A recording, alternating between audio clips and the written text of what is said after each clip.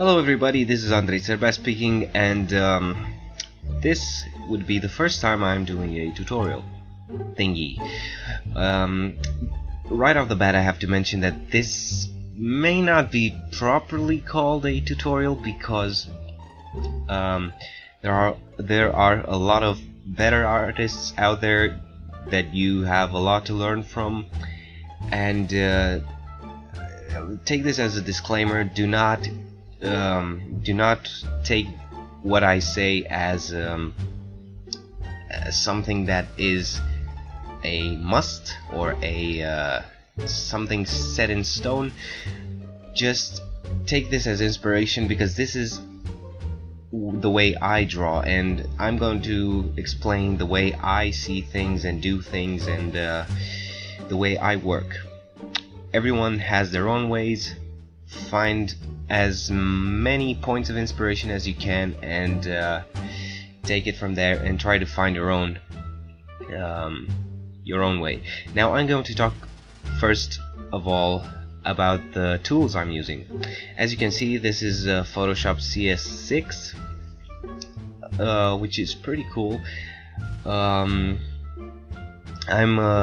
using a Wacom bamboo, and if you want to do digital art, you need a graphics tablet. You cannot do this with a mouse. So just, if you're using a mouse, stop this video right now and go out there and buy a tablet. It's really not that expensive. You don't need an expensive one. The one I'm using, I've been using it for years now, and it was my first. Actually, it's my second one, but just get a bamboo or a graphite. I'm not sure if they're making those anymore, but anyway, just get the cheapest one you can find, basically, because all you need to do is get used to the system, and as you get better and better, you will of course need a better tablet. At the moment, I would kill for a Cintiq, which is like the best thing ever from Wacom. It's like $1,000, the cheapest one. And yeah, that's really, I would kill for that. But unfortunately, I don't have that kind of money, so I'm using the cheapest one, a Wacom bamboo. And that's pretty much all you need for doing any kind of art. Yeah. Anyway, let's begin this thing. Okay. I'm going to talk about the settings I use on my canvas when I start drawing. You have a bunch of stuff here. I'm gonna assume that you don't know anything about this, and if you do, then it's good to just see the way I do it anyway. You need a decent canvas size. You cannot work on 400 width and 700 height or anything like this. The way I do it is I go on international paper and I leave it at A4, because I may not do this for print. I rarely do design anything for print, but nevertheless I use A4 as a starting point, because in pixels I think it's width 2,480 and height is 3,508 pixels. Sometimes I even put a 3 in here just to give it a bit of a squarish composition, but normally I just leave it at that. The DPI has to be 300. Most of the times you see it at 72. That's the default for web, for any kind of web design or graphics, digital art, or any kind of thing designed specifically for screen. 300 is for print, but again, it's good to have as big as resolution as you can get. And RGB, be sure to check this to be RGB, not CMYK, because that kind of ruins the color, and it's not a good thing. I mean, it has its purpose, but if you're doing if you're not going to print this, then just stick to RGB. You're gonna see here that as you increase the resolution, the image size is gonna increase, so be careful with that, because if you don't have a powerful enough computer, you're gonna have to make a lot of compromises. That's what I do. My laptop is not that good, and a lot of times I have to lose a lot of layers. I have to keep it downsized as much as I can in order to have it function properly. As you can see, if it's 72, it's just gonna be it should be lower here. I don't know what's going on, but anyway, 300. And yeah, that's basically for now everything that we need. So let's get started. It's going to be like this. You have the background color. This is a I made this. I changed this to black. Usually it's like this, and in all the other prior versions of Photoshop, it used to be, I think, like this or like this. Anyway, if you don't like this color, right click on the background, and as you can see, you have black, you have dark gray, medium gray, light gray, or custom. So for example, if you want this really pinkish, really bright pink color, I don't know why you would want that, but it's there in case you want, in case you're into that kind of stuff. I usually leave it at black, and that's just because it makes the contrasts a lot more crisp, and you can get a better, I don't know, vision on your work. And what I usually do, I mean all the time, is I rotate the image by 90 degrees to have it in the landscape form, because I think this gives me more space. Of course it's the same space, it's the same dimensions, but I prefer it this way. Now what we're gonna do is we're gonna create a new layer, and then we're gonna start to draw. You have another thing that you have to pay attention to is what brush you're using. Now you have the brush is here, or you also have them here. I prefer to use this one because usually I keep the navigator here. The navigator is you just zoom in and out, or you can also zoom in and out by holding Control and space and moving and clicking and dragging left and right. Ah, that's so much information. I'm sorry. I hope you can follow along, and I hope I'm not gonna make this video too long or too boring, because that's never really fun. Anyway, the default here with the brushes is looks like this.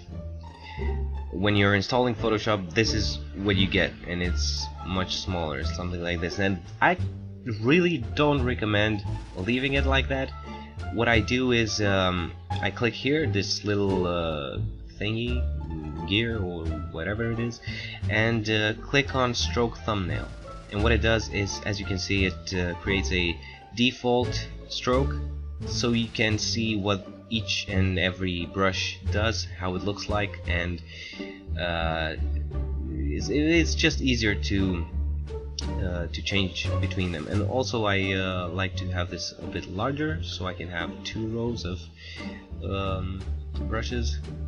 And the 2 main brushes that I use are this one, and let me me see, and this one.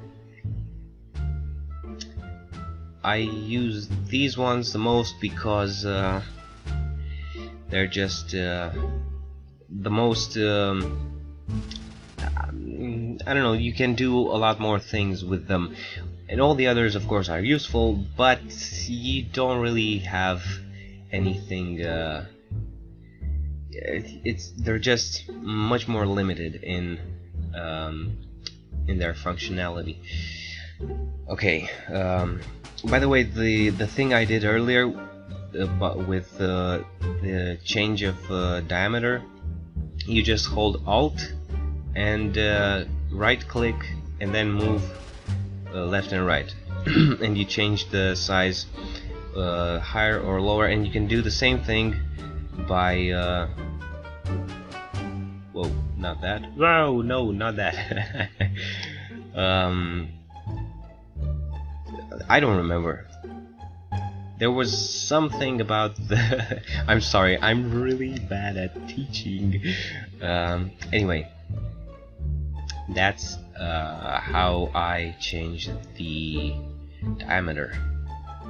So let's delete this layer, create a new one, and then you start drawing with, I usually use this one, the normal hard round brush with a pressure sensitivity turned on, and then let's just start drawing something, a generic face. I am going to get more into drawing into the I don't know how to call it. I'm really not good with words.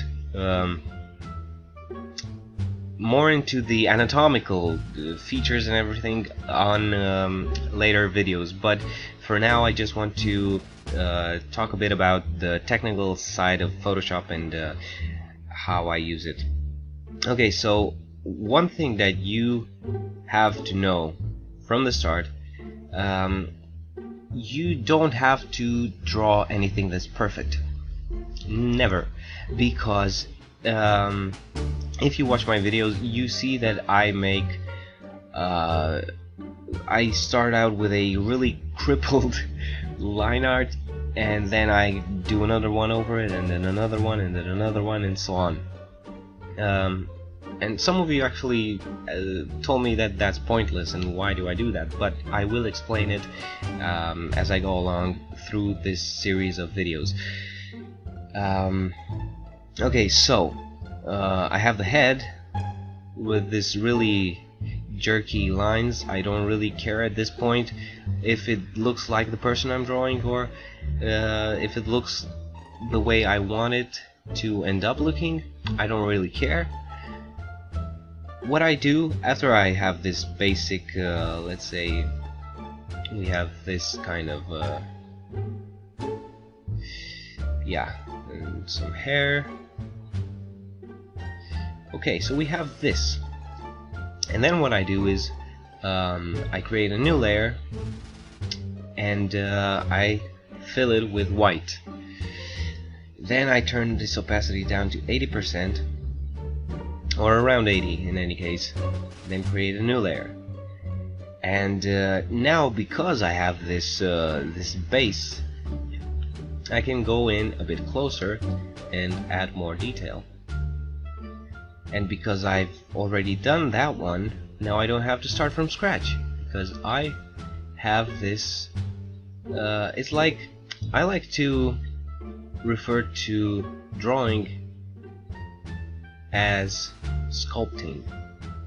It's very much alike, because when using this technique, it's like you have a really raw version of the thing that you want to create, and then you mold it a bit more and more with each layer, and you turn it into something that looks real.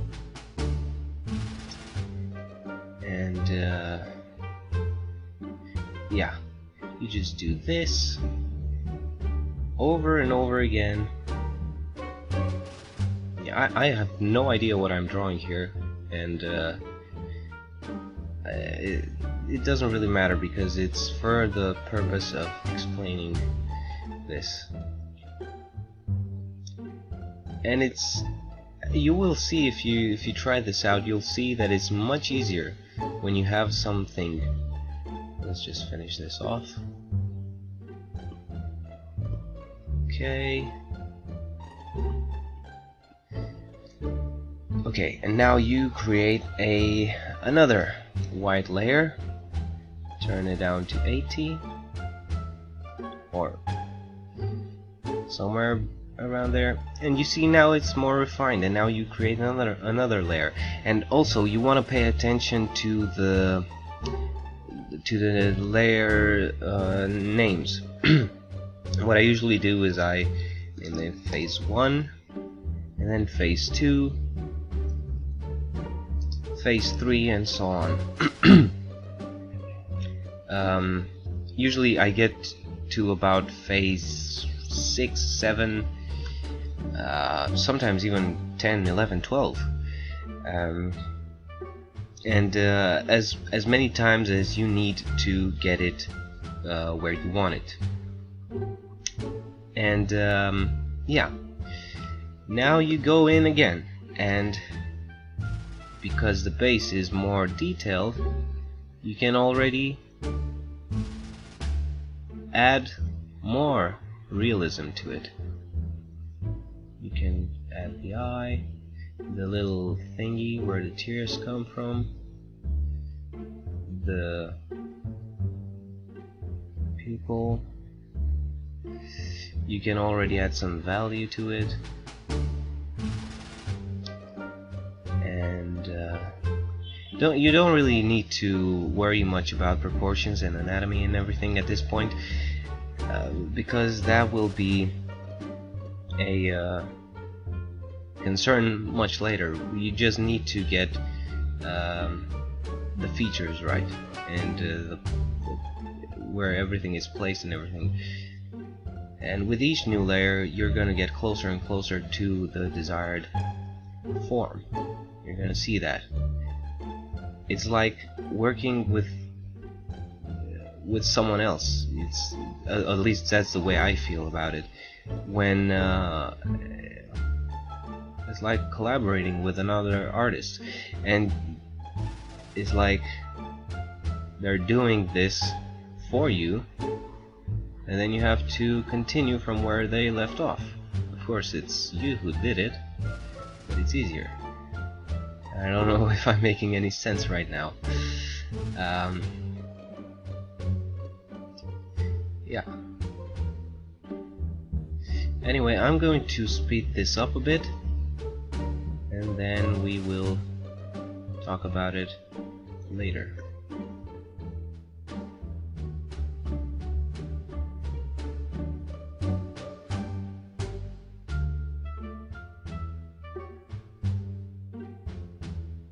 Okay, so now you have this, and as you can see, the proportions are really not that good, which is not a big deal. And if you cannot, if you can't be sure about whether or not it's accurate anatomically, you can use a little trick that that I've been using in my videos, and some of you have been asking why I do that. What you do is, first of all, let's get rid of the background of the phases before that, and you take it and you transform it by clicking Control T, not clicking but pressing Control T, and then flip horizontal. And what this does, a lot of you have been showing an interest in this.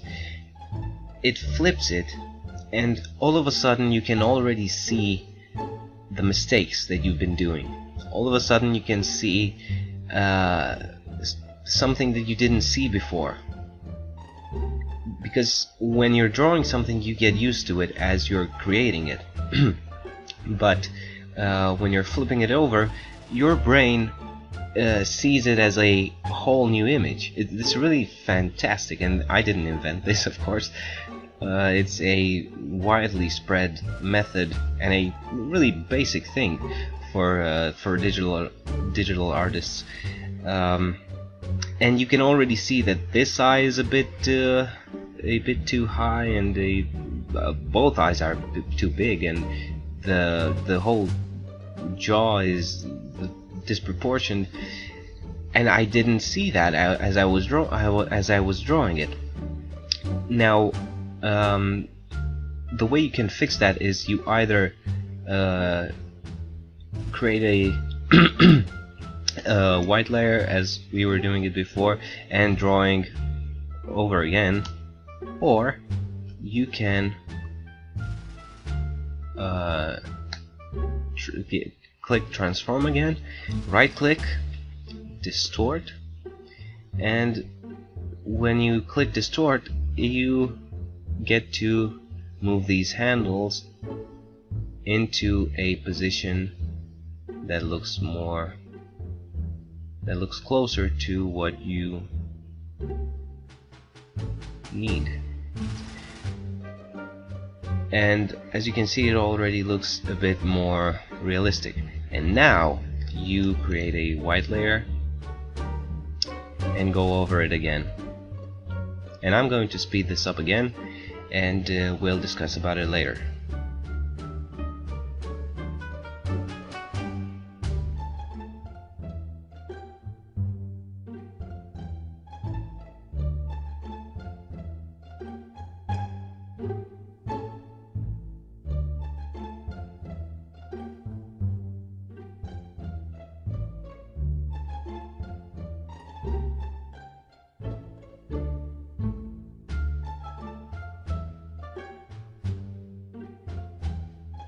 Okay, so now we have this, and I think it looks a whole lot more realistic. Of course, it doesn't look anything like what it should in the final stage, but it looks a lot more realistic. And a way to test that is, of course, turn this up again, is of course to flip it again. You do the exact same thing, and now it's again the brain recognizes it as a whole new image once again, and you can already see new errors to it, and you can start cleaning them up. And you do that over and over again until you are satisfied, until it looks real to you. And that's the secret to getting something right.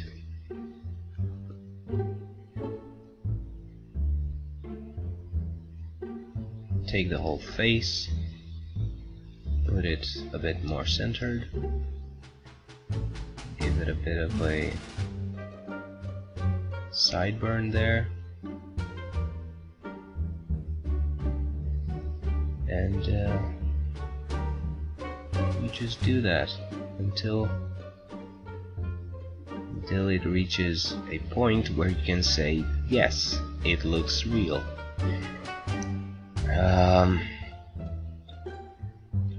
Phase 4. Now again, white layer, 81%, and then you go over it again.